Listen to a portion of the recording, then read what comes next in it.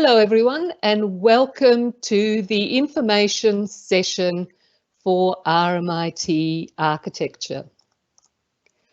Before we begin, I'd like to acknowledge the people of the Wairarung and Bunurong language groups of the Eastern Kulin Nations on whose unceded lands we conduct the work of the university, and respectfully acknowledge their ancestors and elders past and present.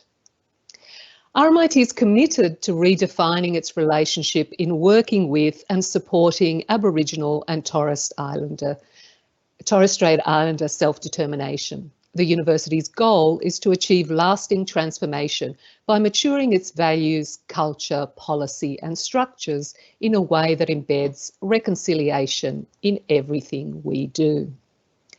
I'm Professor Vivian Mitsogianni. My title is Associate Dean and Head of Architecture at RMIT, and it's an absolute pleasure to present to you some information about RMIT architecture today. So we'll commence today's session with a half-hour presentation from me on what we do, who we are, what we stand for, and particularly the type of learning environment that you'll find yourself in and be part of if you choose to join us here at RMIT. I'll also go through the application and selection process at the end, and also where you can find more information. After the presentation, we'll have a question and answer session where I'll be joined by some of our staff and students on screen to answer your questions, which you can also post in the chat. We'll also have a team of staff in the background who will answer questions via our chat function. Now, as the presentation is very comprehensive, I'd like to encourage you to wait until the end before asking your questions. We're going to cover a lot in the presentation. All the images in the presentation are projects from our students and staff, and this is a small pavilion that I worked on some years ago with some students and also RMIT staff. It was at the National Gallery of Victoria. Now, before we begin, just a little information about becoming an architect in Australia. So in order to become an architect, you need to have completed an accredited degree. So the accredited degree is the Master of Architecture. So if you finish high school, you'll start the Bachelor of Architectural Design and then go on to complete the Master of Architecture. You're then required to have 2 years work experience, one of which can be while you're studying, and then you can sit the Registration Board of Victoria exam, and if you pass, you can call yourself an architect. You can, though, work as a graduate at any time, so in an architectural practice.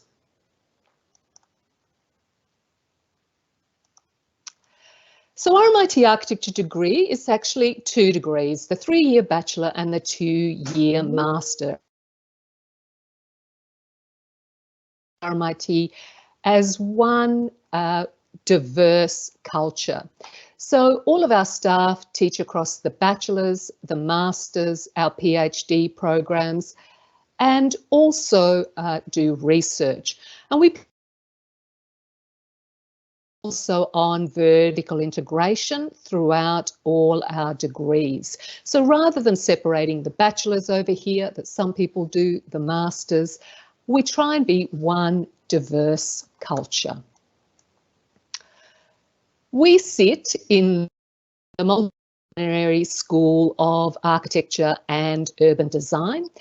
So architecture also has the Master of Urban Design that sits in our unit, and we also share space with landscape architecture, interior design, our design practice PhDs and research clusters. In terms of our difference, RMIT architecture is primarily focused on design and has an international reputation for design excellence. We say we value ideas-led, venturous design exploration. So to be venturous or adventurous is to be brave and take risks.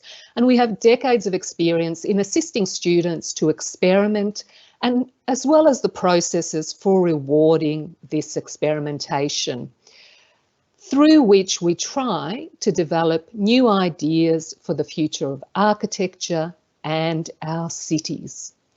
So the future of the profession of architecture will be very different now in 10 years' time, in 20 years' time, even in 5 years' time. What's important for students to understand is how to be critical thinkers, how to be entrepreneurial, how to be independent, to be willing to engage in new technologies and work with other disciplines.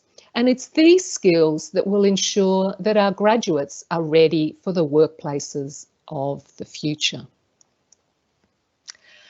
So at RMIT, we also have very strong links to industry through our teaching staff, many of whom are award-winning practicing architects from Australia and internationally, who come to work with us, ensuring that our students have access to deep ties into the profession.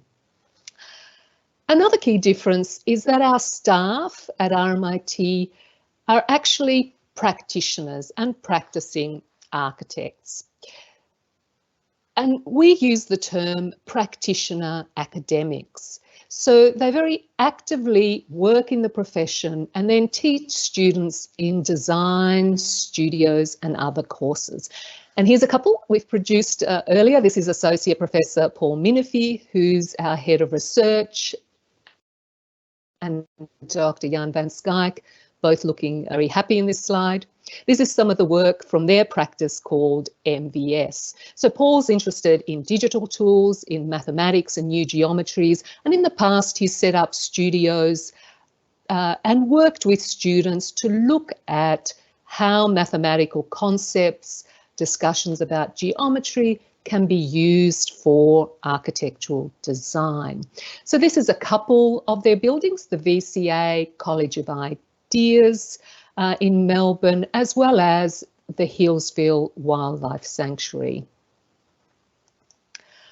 This is Amy Muir, another one of our staff members. Amy is past president of the Australian Institute of Architects. She has a practice called Muir. Amy also teaches into our technology stream and coordinates the graduating students' semester in the Masters.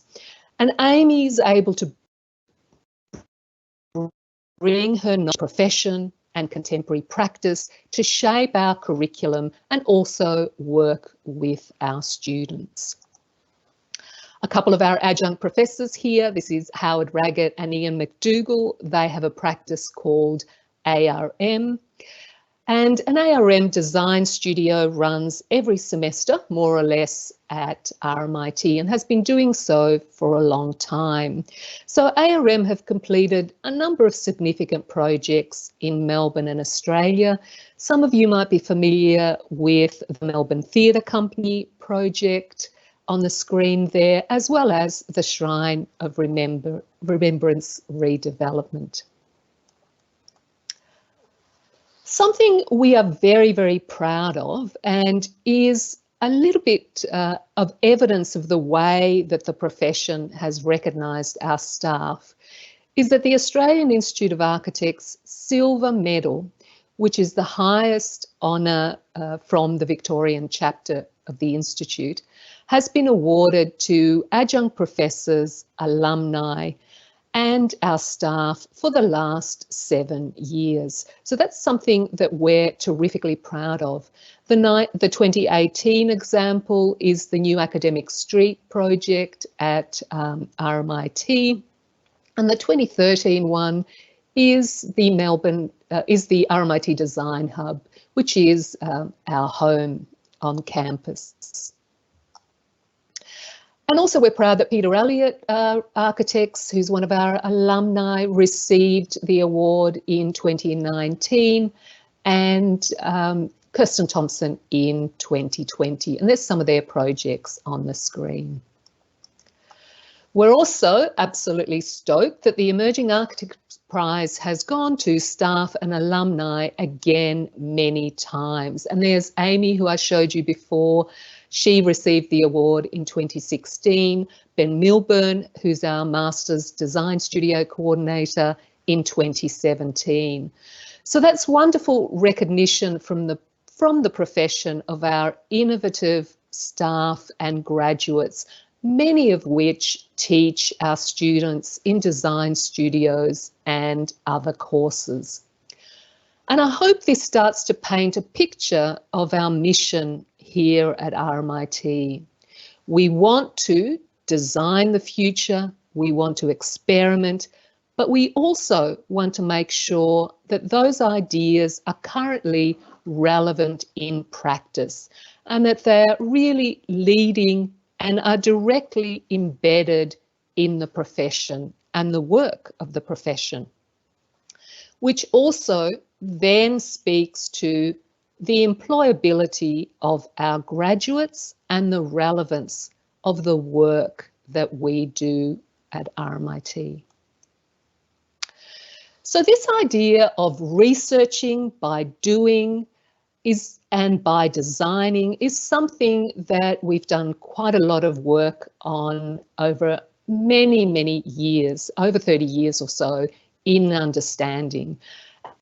And this is some of the work of one of our professors, Leon van Skyke, who's done a lot of work in understanding innovation in design and has written a lot about procuring innovative architecture and understanding what designers actually do when we design. So research through design also applies to our staff.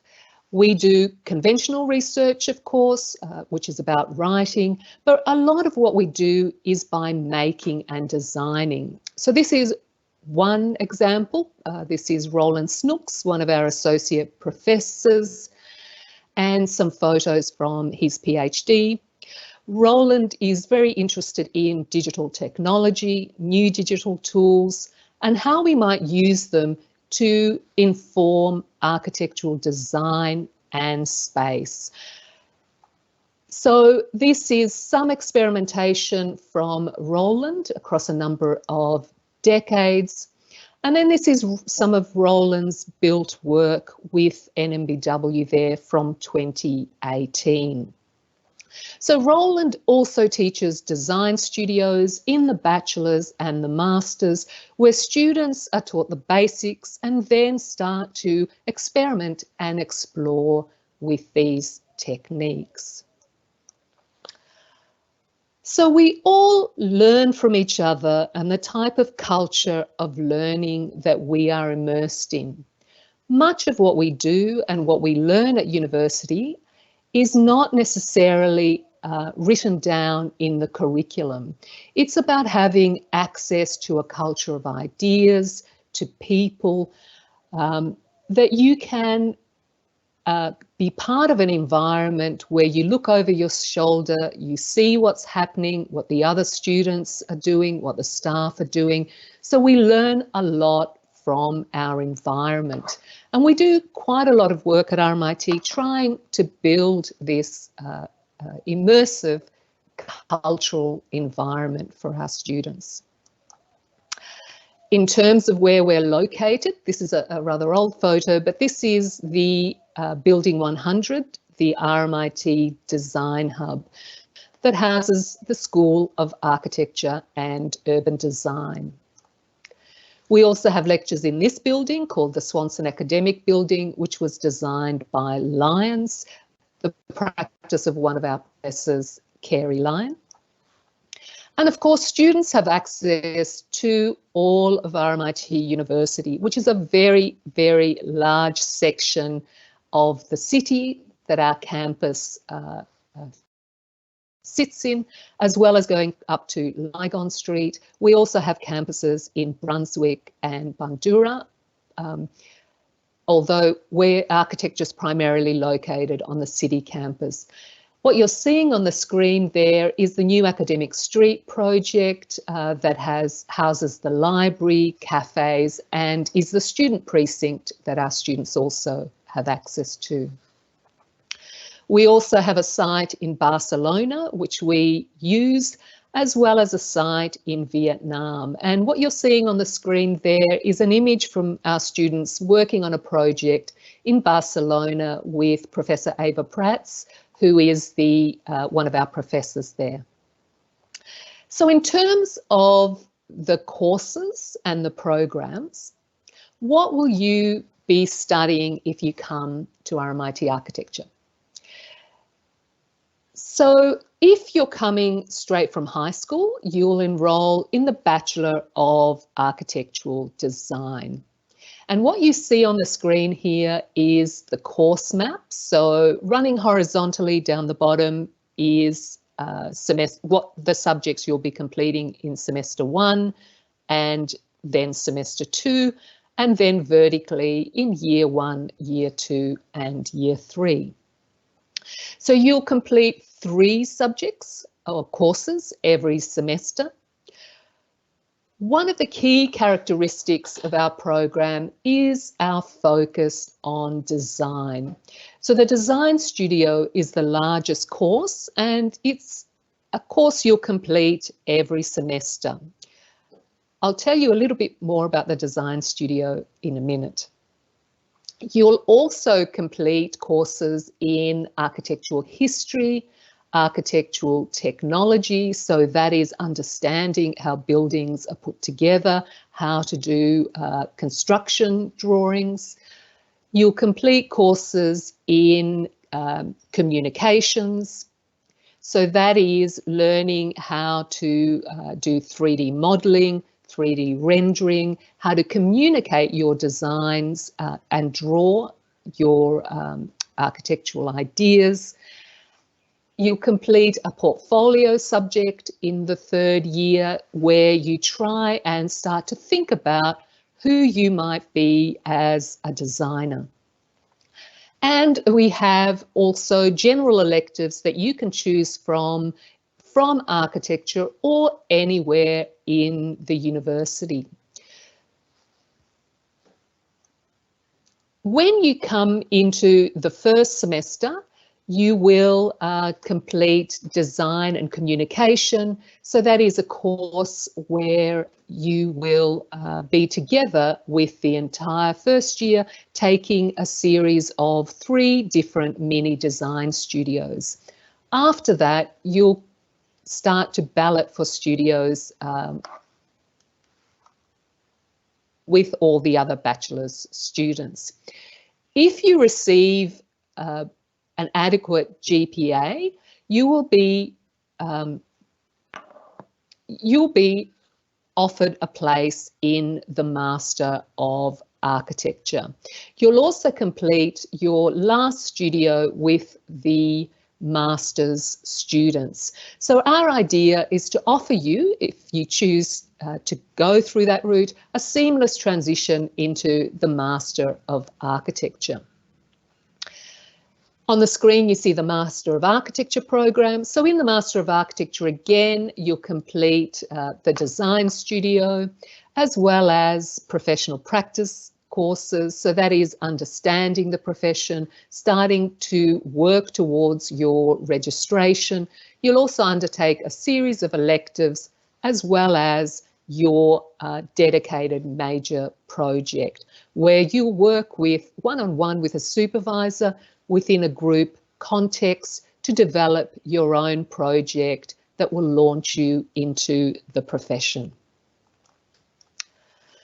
So the Design Studio is a big part of what we do. What is a Design Studio? So before the semester starts, every studio leader will present their studio in a lecture theatre or online if we're in lockdown to the students. So Design Studio leaders will present the studio content to the tutors. There's usually 20 different studios or so in the bachelor's program every semester and 20 different studios in the master's. So students then choose 4 of those studios that they might want to complete, and they're placed in one of those 4 preferences. Then they'll work with studio leaders and fellow classmates for the semester on the project that the studio is looking at. And we work in very small groups, so between 14 and 17 students in a studio, generally with 1 or 2 tutors. They present their work on an ongoing basis, and at the end of semester we have an exhibition. And RMIT is quite rare in offering so much choice to students in the bachelor's.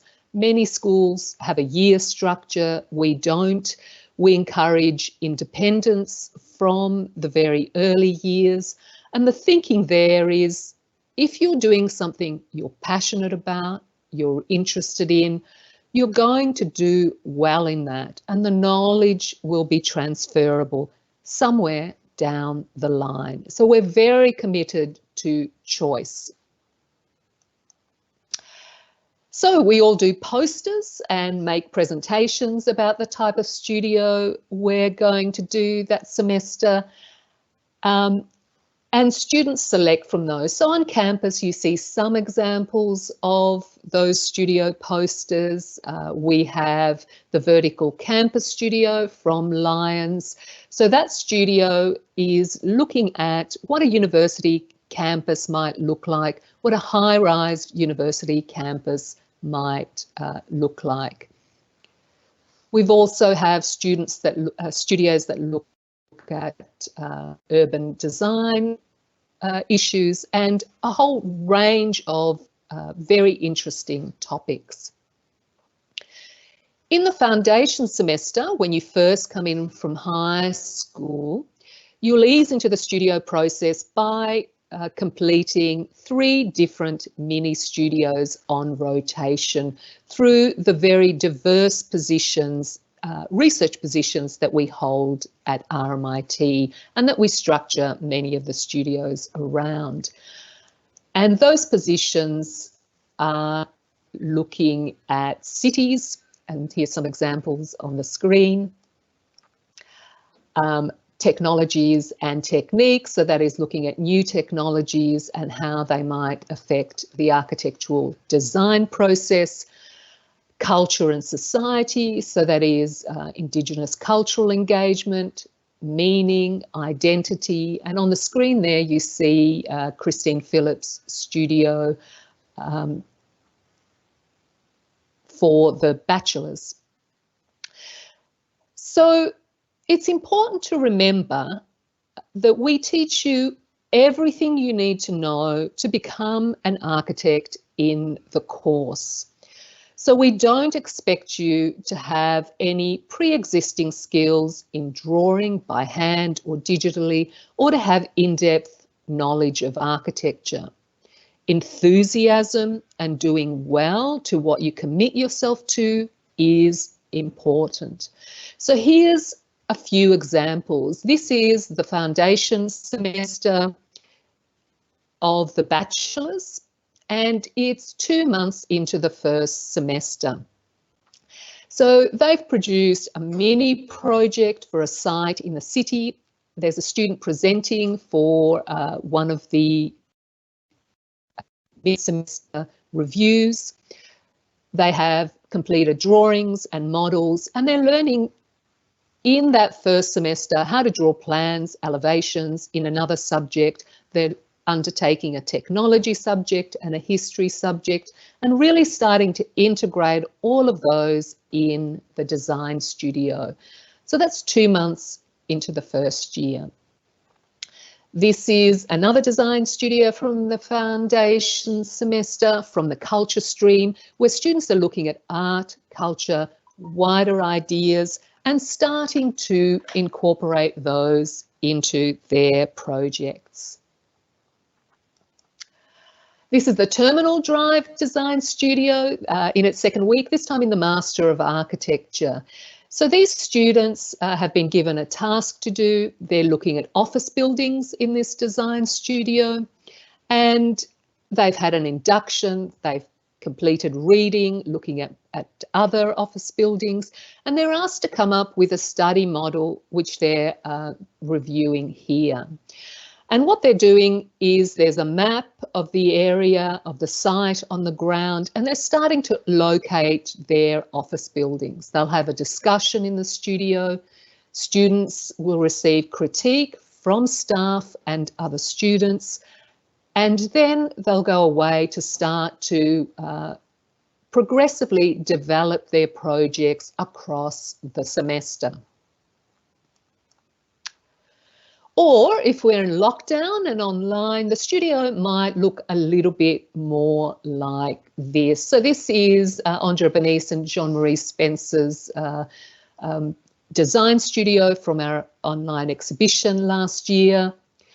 Or we might meet in a virtual world. This is an image from Patrick Macassate's design studio, where students presented and discussed their work live in an online multiplayer world.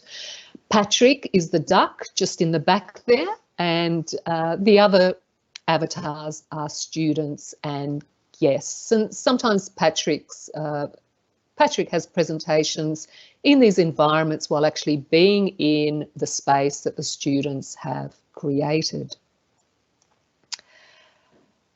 In terms of exams, so an exam at RMIT Studio might look a little bit like this. So this is an end of semester presentation, which is open to the public. We advertise these on social media, as well as to our students. And for this particular studio, the students are working in pairs. They've produced prototypes, there's drawings on the wall, and they're also going through an animation, and they'll receive critique and feedback from their tutors and also experts in the profession.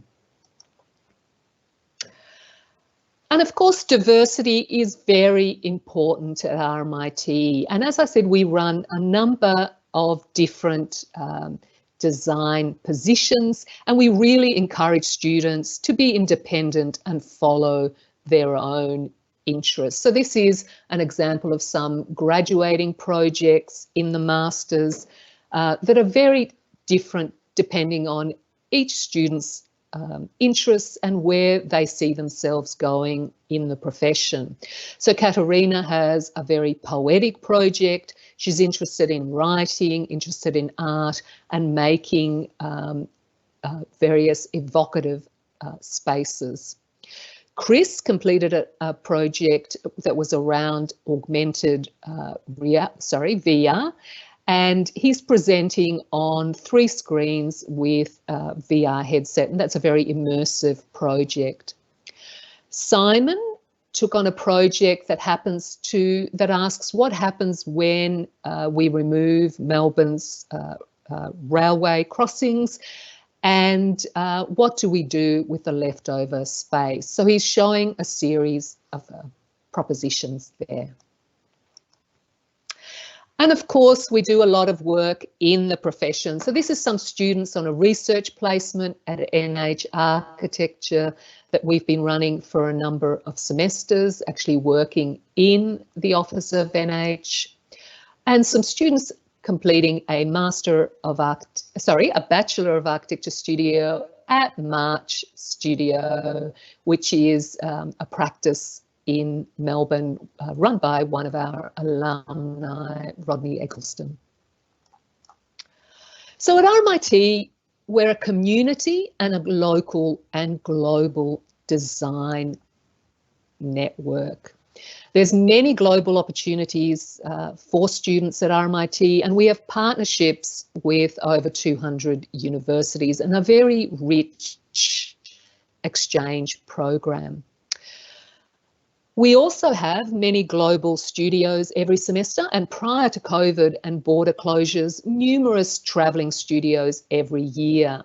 And now, of course, we're all super hopeful that by the time this year's Year 10s come to university, that travel will be possible again. So fingers crossed. This is some examples of one of our travelling studios. This is a studio that Ben Milburn and I took to the Netherlands, working with the practice called MVRDV and students from TU Delft. This is the wrap-up party for that studio. Students are having a beer. They can, because they're over 18, celebrating some of the amazing work they did in the studio and then travelling around the Netherlands. And of course, every semester we run a public exhibition. This is the 2019 exhibition in the Design Hub Gallery. And of course, when we're in lockdown, we have the virtual exhibition. So you can see the semester 1 exhibition at rmitarchitecture-exhibition.net. And we also have many specialist design electives. This is the Robots in Architecture one from some time ago now, where we had some visitors from Europe who were specialists in robotics. We have our own robot in the basement. So that's Cam from a few years ago in a design elective working on a structure with the robot. This is some happy students having completed that structure in the elective. And we also have extensive workshops in our basement. And what you see here is students working with Ben Milburn in an augmented reality elective using AR to help them produce some moulds for or formwork for concrete. So just to wrap up, if you want more information about selection, you can go to rmitarchitecture.edu.au, which is the main RMIT site. If you want to see some of the projects from our staff and students, you can go to this website, architecture.rmit.edu.au. And of course, on social media, you'll be able to see lots of our projects. Now, finally, some information on our application and selection process. Now, don't be concerned if you don't get all this information now. This presentation will be available at some point online, and also on the RMIT website, this information is also available. So, application into the Bachelor of Architectural Design, which is the degree you'll do after completing secondary education or high school, is a 3-step process. So step 1, for all local applicants, you apply through VTAC. The prerequisites are completion of the standard English requirements. So we have no other prerequisites. Step 2 is you'll have to complete and submit a selection task. I'll tell you a little bit more about that in a second. It's important to remember that the submission date is earlier than you would normally expect. So for next year's intake, the submission date is the 1st of October 2021. And there are some exceptions if you've completed a year full-time in a tertiary design degree, advanced diploma, and another architecture degree. So you'll see that on the screen. So step 1, apply through VTAC. Step 2, complete the selection task.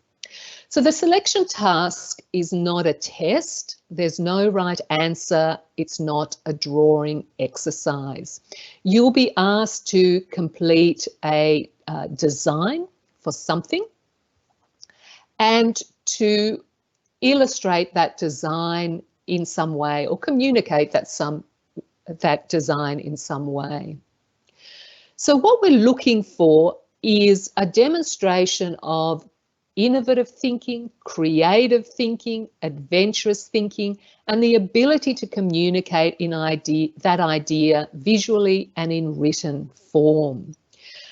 And as you can imagine, we get quite a few applications to the architecture program, so it's important that you spend quite a bit of time on the pre-selection kit and try and use whatever skills you have to complete the exercise or the task.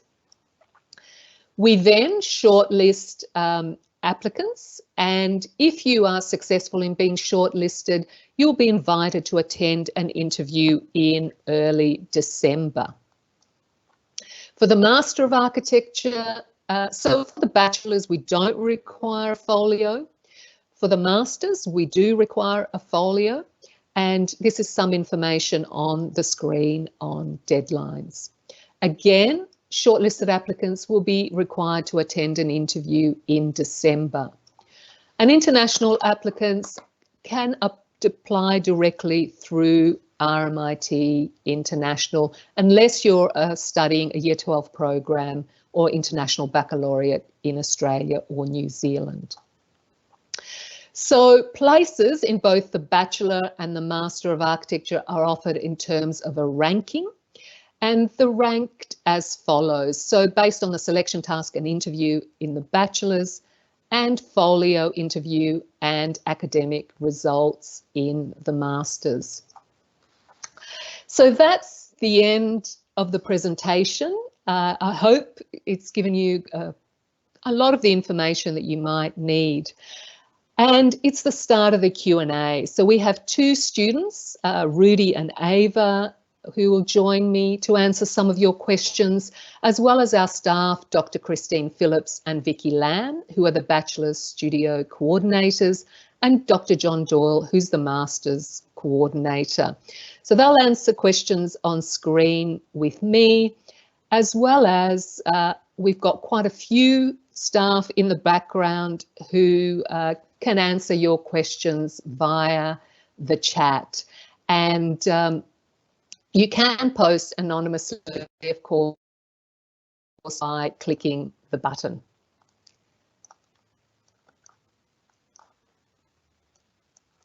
So let's have a look. Let me try and find the first question. All right, just wondering, how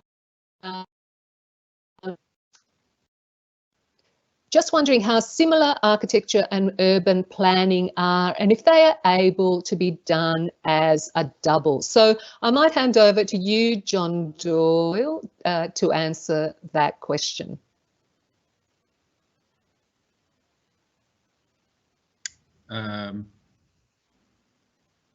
Thanks, Vivian. I can't find that question in front of me. There's quite a few that have come in. So I think that I saw it earlier, and I think it's urban design that relates. Urban planning, John. Urban planning, sorry. Well, so just wondering how similar architecture and urban planning are, and if they're able to be done as a double. So no, they're not able to be done as a double. I can answer that straight away. Urban planning is done in a different school. So that's within the School of Global and Urban Studies. And I'm obviously not particularly familiar with that degree. Suffice to say that it's quite different. Yeah, so I guess that's simple there. You might, if you are interested in programs that look at cities and that are connected and relevant to architecture, you might look at the urban design degree. And there are, while you can't take that as a double degree, if you complete the Master of Architecture, you are able to take the Master of Urban Design afterwards with a shortened period of study. Excellent, thank you, John. Let's have a look. Maybe a question for one of our students. Ava, there was a question around learning online. Obviously, we're in Victoria, we've been in and out of lockdowns. How have you found the online learning? So I might start with you, Ava, and then flip over to Christine, who can provide some more information. Online learning, I think in my cohort, we were fortunate enough to kind of create bonds with people in the Design Hub. But even regardless of that, when you begin a new class and you don't know anyone, it just takes a little bit more work, I guess, to communicate on social media, which we're all quite used to at this stage. And just, you know, kind of having the confidence to share your camera, really just try your best to make connections with people. And I'm generally surprised by how positive the experience is, you know. You get kind of quite comfortable sharing a screen with people, talking, you know, for hours on the phone with someone you might not even know. It's sort of, you adapt quite quickly, I found. Thanks, Ava. Christine, do you want to talk about some of the strategies that we've used in the bachelor's for creating a bit of a culture online? Yeah, sure, Vivian. And just I thought it was also important to note that we teach for the same amount of hours online as we would if we were face-to-face. So there's no reduction in the teaching hours. And our studio leaders have been working really hard to come up with ways to make sure that students are connected in various ways. And last year we held all sorts of events such as online karaoke events, we had this Friday night yarn series by the fire where students got together on a Friday night with us studio leaders, and we had some informal conversations around a virtual fire. And I think one of the things we're all missing is the conversations that we have that we would normally have within the building at the Design Hub, where we have a really strong student culture. So we've just been coming up with some other alternate ways to keep everyone connected outside of class times. And we're going to be doing that again soon with some Friday night yarn series. It's going to be a student-led initiative from our amazing Rascol team, along with some other online events, to just make sure everyone's connected and having conversations throughout the semester, because it can get very lonely and isolated in this online world. So that's about it. Thanks, Christine. I've got a few questions here that are probably similar. How would the interview process, and this is for you, Vicky, how would the interview process work if we are still in lockdown? What ATAR is required? And where would I be able to visit the display of past folios? So, okay, hi. So the interview process, so we will interview every applicant who gets shortlisted, and we have over the past couple of years conducted online interviews when we were not able to do face-to-face. So interviews will continue. Regarding ATAR, we don't have an ATAR requirement. And then what was the last question? Oh, if people want to see examples, so examples of folios. Yeah. We don't release sample folios or pre-selection kits. And the reason why is that we encourage original responses from our applicants. So we don't, so we encourage you to use your own ideas and not follow a script. So no, we don't show sample folios. Thanks, Vicky. There's been some discussion around I suppose what it's like to actually be on, study in the degree. Rudy, have you got any observations about, taking design studios and that you can, or any insights that you can give for our high school students particularly? Yeah, for sure. I think one piece of advice from experience that I had was don't go into the course thinking that you have a direct path that you want to go to. I think especially with university, really take the chance to be as lost or feel as lost as you possibly can, because you kind of find things along the way that are pretty unexpected and new paths that you can take. So be open and be excited, like treat every class as a way to just learn something, or 5 or 10 things new.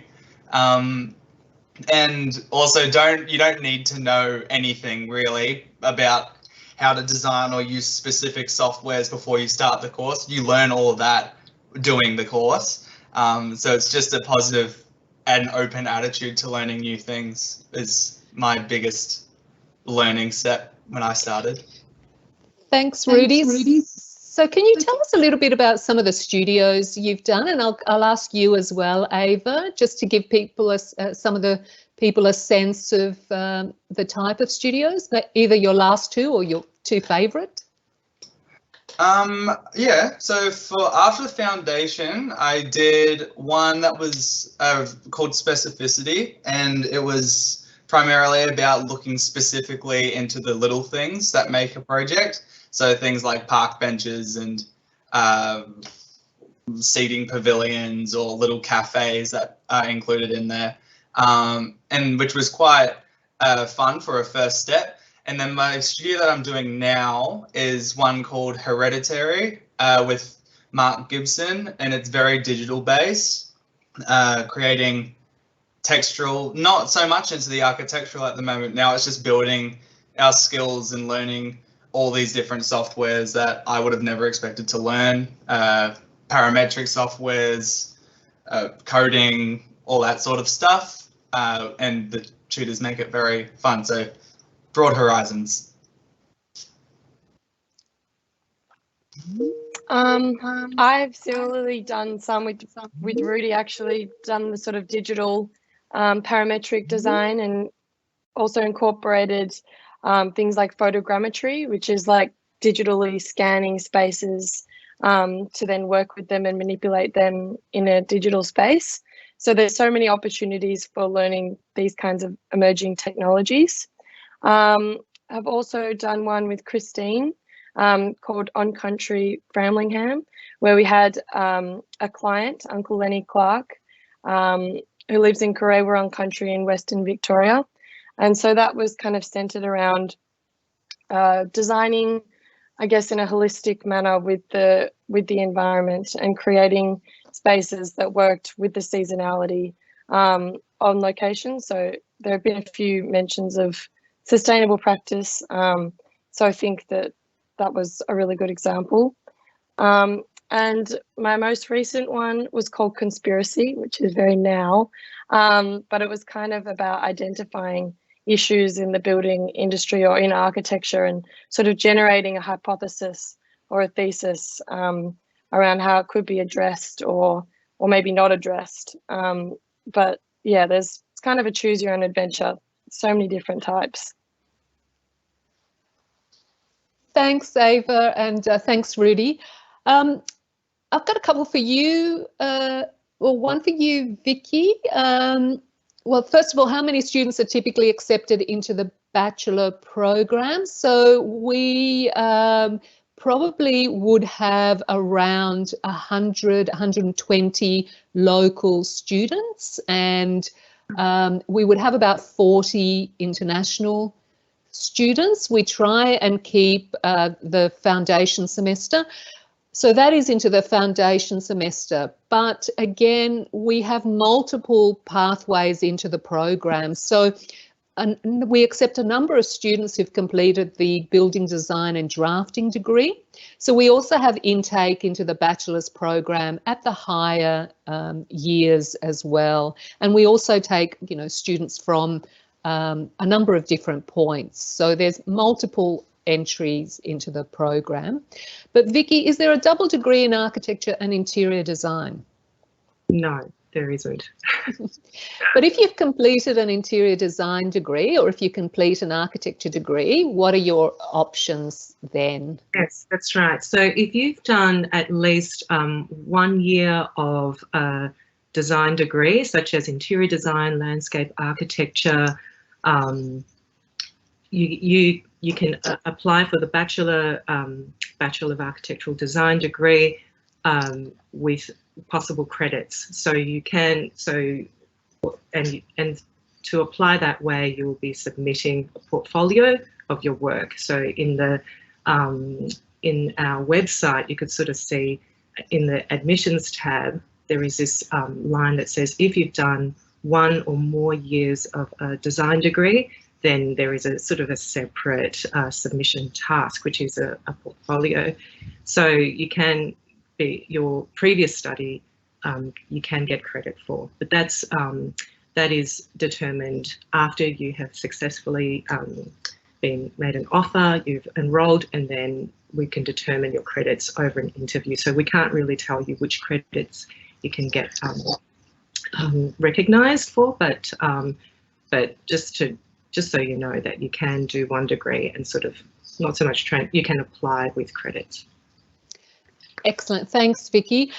We've had a few questions around the course structure. So look, I did show a couple of the, I did show the course structure diagrams in the presentation. So if you want to have a look to catch up on that when this presentation is available, please do. We've had a few questions as well around the pre-selection task. And Vicky, do you want to just maybe explain the pre-selection task in your own words for the bachelors as well? Yes.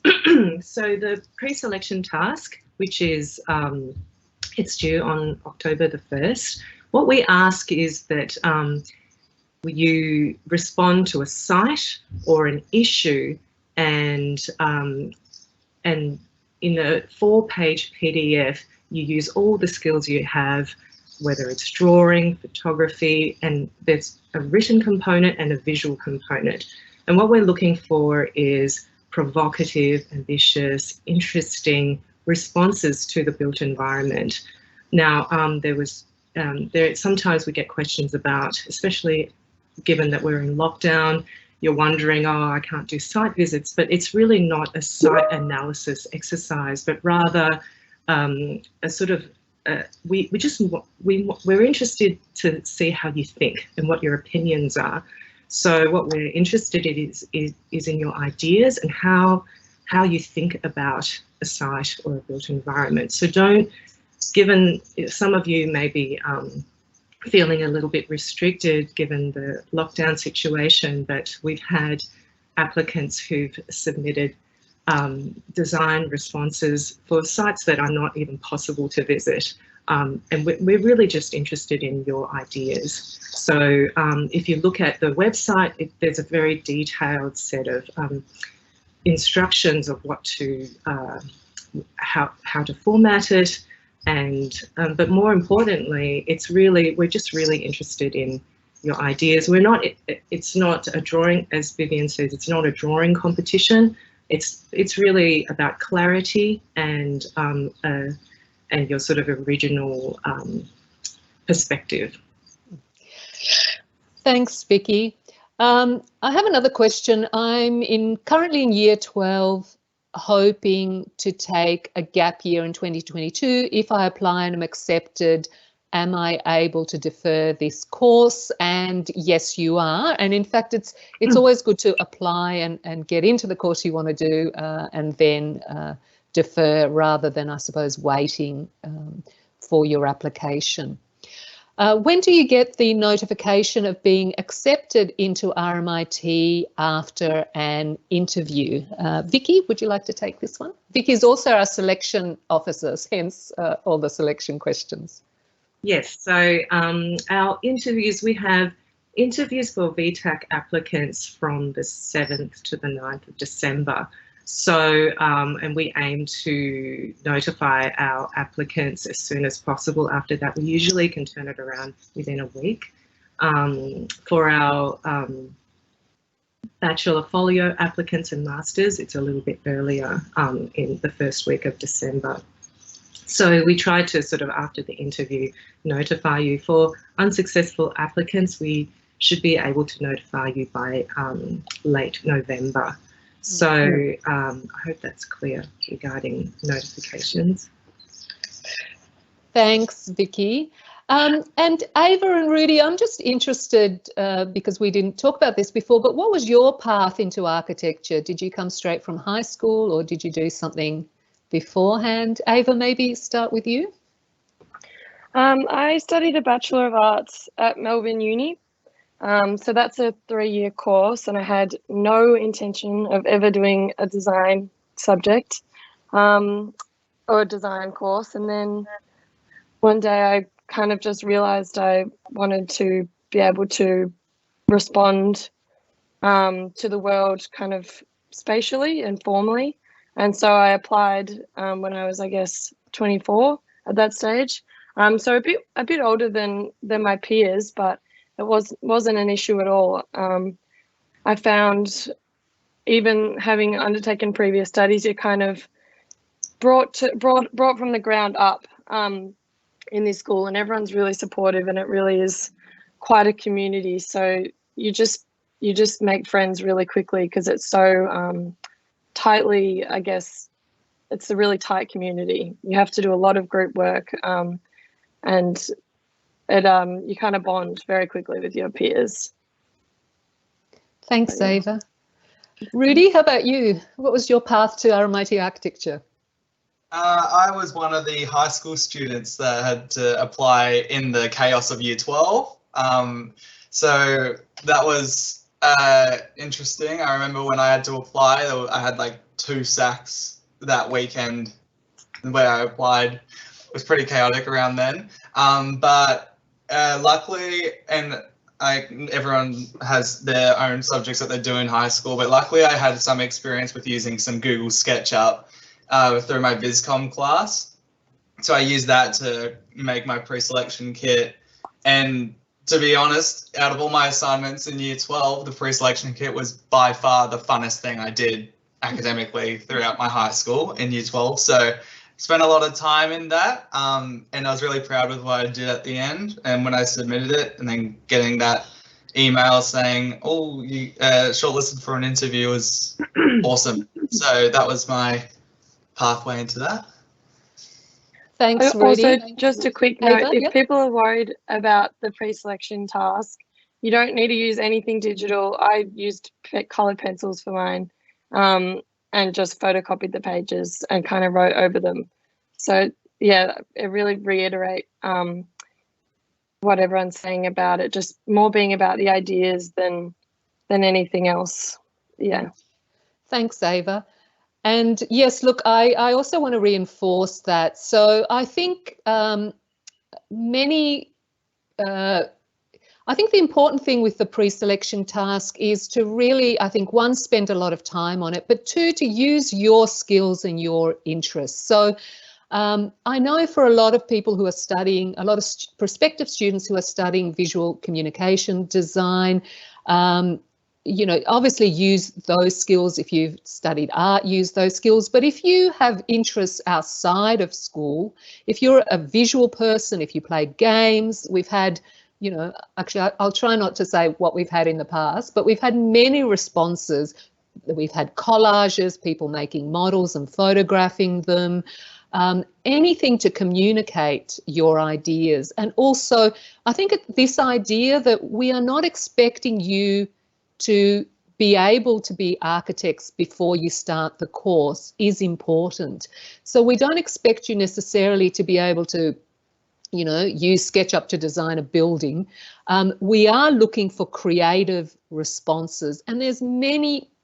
Design is one of these things where, you know, there are many amazing and correct and wonderful responses to and answers to the same question. So just encouraging you to be brave and use whatever tools you have at your disposal to do the task.